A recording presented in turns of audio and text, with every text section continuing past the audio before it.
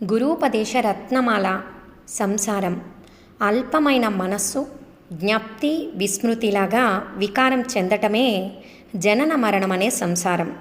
జ్ఞప్తి విస్మృతులనే చేష్టలుడిగితే ఆ హృదయమే జన్మరాహిత్యం. శుద్ధ ముక్తి ఆత్మస్వరూపం అవుతుంది.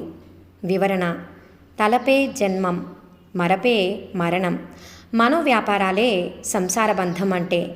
ఈ జ్ఞప్తి మరపు రూపమైన దాని మాలిన్య స్థితి పోయి స్వరూపాన్నే ప్రతిఫలించి ఉండటమే మనోనాశనం. అదే ముక్తి అని తెలుస్తుంది. సత్తుగా ప్రకాశిస్తున్న తన ఆత్మని వదలి ఆకాశంలోని నీలిరంగులాగా లేని అసత్య విషయ వస్తువులను దోషదృష్టితో చూసి మనస్సు భ్రాంతి చెందుతుంది. ఆ మనస్సే భ్రాంతితో కూడిన మహాసంసారం. నిజానికి ఆత్మ అయిన తాను తప్ప వేరేది లేదు. అయినా శరీరమే నేను అని భ్రాంతితో ఎంచే చిజ్జడ గ్రంథి రూపమే అమరత్వాన్ని వదలి జనన మరణాన్ని పొందటమవుతుంది. సంసారం అంటే మన చిత్తమే, వాసనలే. ఆ వాసన రూపమైన చిత్తం నశించి జీవించేవారు జీవన్ముక్తులు.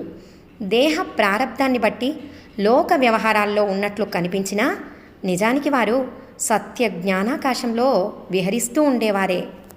ఓం నమో భగవతే శ్రీరమణాయ.